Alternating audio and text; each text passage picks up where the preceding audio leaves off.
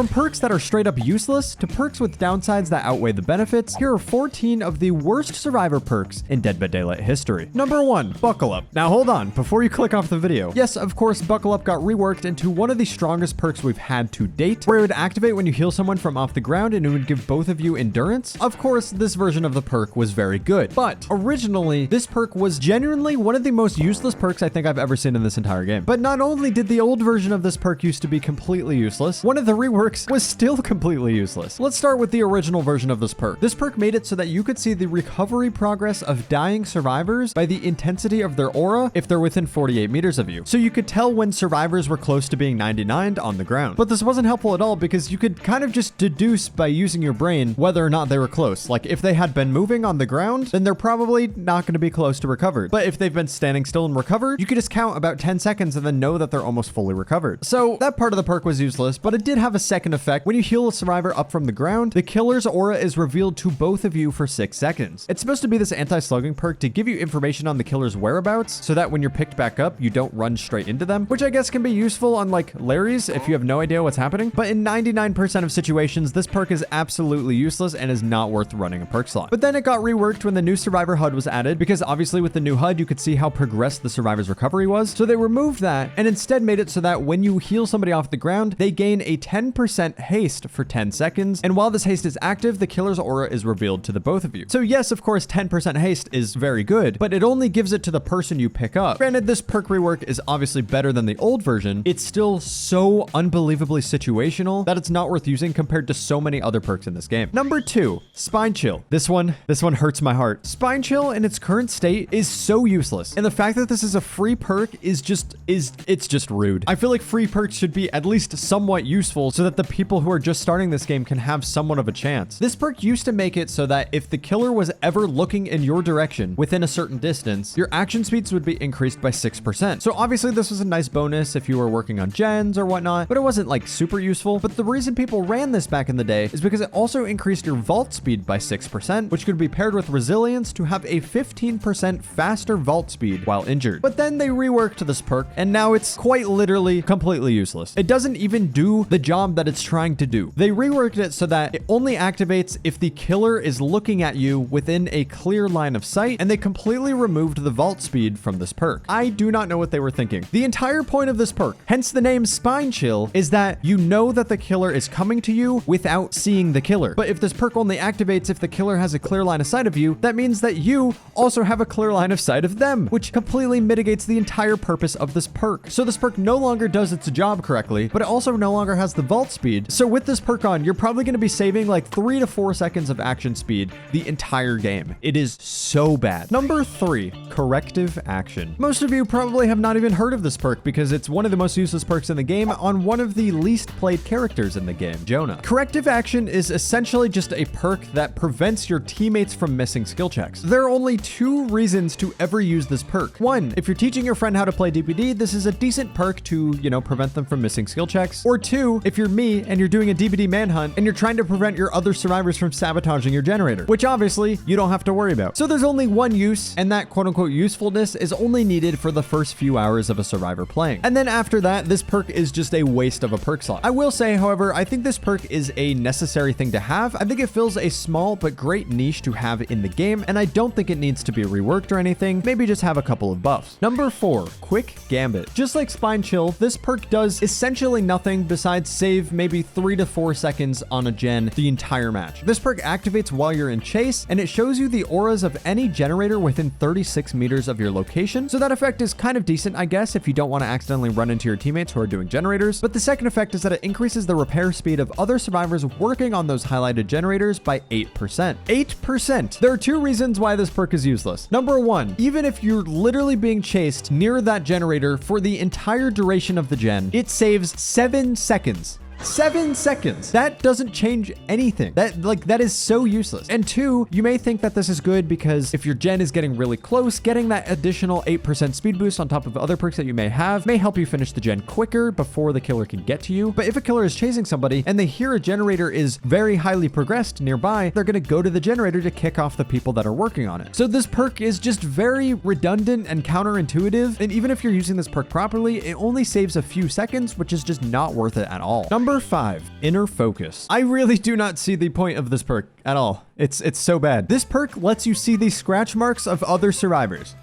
Very, very helpful. Like, genuinely, the only thing I can think of is if you're a solo queue player and you have no game knowledge whatsoever and you're trying to find survivors to team up with to heal or something, but like just use bond or empathy or something. Literally any other information perk would be better than this one. But then it does have the second effect of if a survivor gets hit within 32 meters of your location, you can see the killer's aura for 5 seconds, which is not useful at all in the slightest. If a survivor's getting hit near you, you're going to know where the killer is already. And the killer has a wipe cooldown of almost 3 seconds, which is taking up a majority of the aura reading to begin with. So there's no point in this aura reading. It's so bad. Never run this perk. It's actually so bad. Number 6, Blood Pact. Now, Blood Pact is honestly a pretty underrated perk. It's always been situational and niche, but it's been relatively fun. But then this perk became absolutely useless when Teamwork Power of 2 came out, because Teamwork Power of 2 does the same exact thing, but better. Let me explain. Blood Pact activates when either you or the Obsession become injured. When it's active, you and the Obsession can see each other's auras. If one of you guys heals each other, you get a permanent 7% haste as long as you remain within 16 meters of one another. So basically you activate it by healing the Obsession or having the Obsession heal you. And as long as you stay within 16 meters of each other, which is a very, very small radius, then you get a 7% haste, which can be pretty useful in chase. However, this perk became useless as soon as Teamwork Power of 2 came out, because Power of 2 is just a better version of this perk. Power of 2 makes it so that when you heal any other survivor, it activates, and as long as you stay within 12 meters of one another and neither of you lose a health state, you get a permanent 5% haste. So yes, the numbers are worse. You have to be closer to the survivor and you get less haste. But the reason this is so much better is because it works on literally any survivor. You just have to heal any survivor. It's not limited to the Obsession. So it's a much more reliable way to get essentially the same exact effect. Number 7, Boil Over. I know what you're thinking. Boil Over is a very annoying perk and it has its use where you can just go to very specific spots on the map and then the killer literally cannot hook you. But back in the day, this perk used to do essentially nothing. All it did was increase the intensity of your struggle effects by 75%, which doesn't mean that you would struggle out by wiggling faster. It just meant that you wiggled harder, so the killer sways side to side harder. And then the second effect is the same as what it does today, where it obscures the killers of hooks within 14 meters for the killer, which is only useful on very specific indoor maps. So pretty much the only effect that this perk had was wiggling the killer a little bit harder. And in 99% of situations, this did nothing for you. Sure, the killer might get stuck in a doorway or two, but that may waste like half a second, maybe a full second. So this perk was essentially useless. Number 8, Boon Dark Theory. Boon Dark Theory has not been changed a single time since its release, and it's been completely awful the entire lifespan. This is a boon perk where, if you don't know, it's essentially a hex perk for survivors that you have to set up yourself, and then any survivors within a 24-meter radius of this boon totem will have a 2% haste. 2%. Do you know how little 2% is? Now, I know a lot of people in the comments will be like, actually, Made for This was only 3%. Why was Made for This overpowered when this was only 1% less and this is terrible? The difference is that Made for This was a permanent 3% haste for doing absolutely nothing. This perk not only requires you to bless a totem, which forces you to take time out of your way to find a totem and bless it, but it also can be destroyed by the killer, only works for a 24-meter radius on the map, and if the killer is chasing you within this radius that will give you the effect, they're gonna hear the boon anyway and will probably go to break it instead of continuing to chase you. It's so bad. I genuinely feel like they could do the reverse of this perk where it gives everybody outside of the radius 2% haste, and it still would not be that good, as long as there's some sort of counter for the killer, like if they're able to see the aura of the boon perk within a certain radius. 2% is such a bad effect for the amount of work required to make this perk activate. Number 9, This Is Not Happening. I think this might single-handedly be the worst perk in the entire game. The only thing that This Is Not Happening does is increases the success zones of great skill checks by 30%.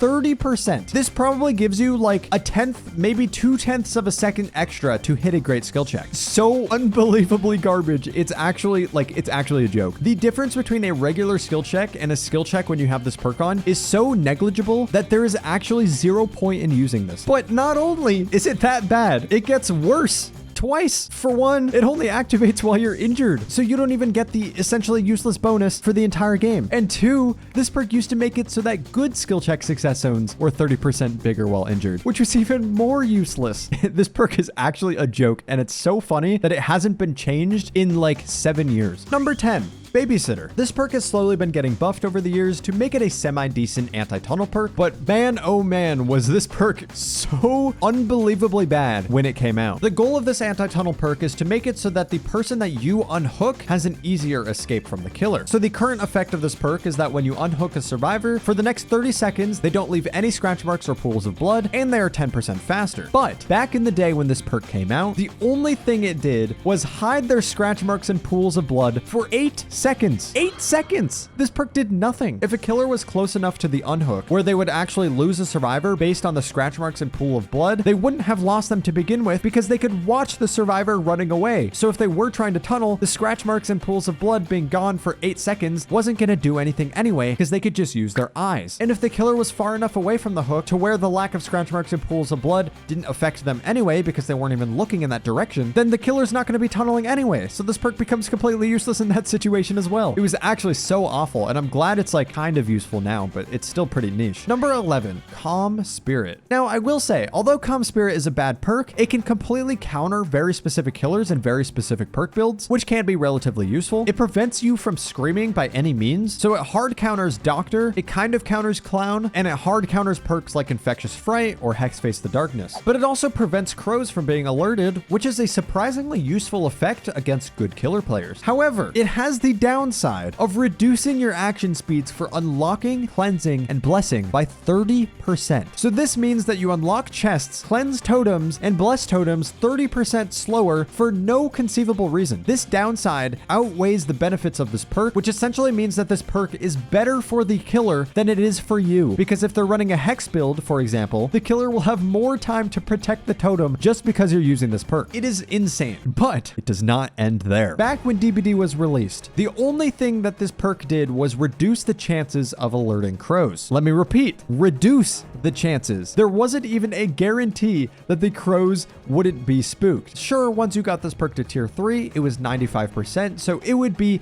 most of the time. But at tier 1 and 2 of this perk, it was 70% and 80%, and this was just laughable. Like, the effect itself is so niche and so situational that it's not even worth a perk slot to begin with. On top of the fact that there was a small chance that the perk wouldn't even work is so hilarious to me. I feel like they can make the current effect of this perk do the complete opposite, where it gives you 30% faster unlocking, cleansing, and blessing speeds, and it still wouldn't be used by most survivors. Oh, also, I forgot to mention that it does suppress your sounds when interacting with chests or totems, which is pretty useful, but it's definitely not worth the 30% reduced action speed. Number 12, Camaraderie. Now, the point of this perk is that it's an anti-camping perk, which is surprisingly useful back in the day because we didn't really have any of those. This perk makes it so that if you're on the struggle phase, if any survivor comes within 16 meters of your hook, your struggle phase timer is paused for 34 seconds. Sure, this could come in clutch sometimes and prevent you from dying, but it is so situational and nowadays has no use whatsoever. For one, this only activates on your second hook phase, so you'll only be able to use it once. Two, 34 seconds really isn't that much time, especially if the killer that's camping is a killer that's good at camping like Bubba or Huntress or Trickster. 34 seconds does not really give enough time for the survivors to reset, especially if it's all solo queue players and they're spread out around the map with no information on each other. Two, people have to know what this perk does and know that you have it, and they have to come within 16 meters of the hook to even activate it to begin with, which is probably not going to happen if you're not playing with friends. Three, there's now a built-in anti-camp mechanic where the killer cannot stay within a specific radius anyway, so camping is way less prevalent nowadays. And four, there's no point in running this perk when you could run Reassurance, which is essentially a better version of this perk that could be used more often. Granted, it is the inverse of this perk where you're pausing the hook timer of other players rather than yourself. Reassurance makes it so that you can press a button when you're within 6 meters of a hook survivor to pause their timer for 30 seconds. But this perk can be used for every single survivor per hook instance. So just like with Power of 2 and Blood Pact, yes, Reassurance is worse in terms of numbers, but the fact that you can use it so much more than Camaraderie makes Camaraderie just not worth using at all. Number 13, Poised. This is a perk that came out with Jane Romero and has not been changed since release and has been absolutely garbage since release as well. After a generator is completed, you will not leave any scratch marks for the next 10 seconds. Fantastic.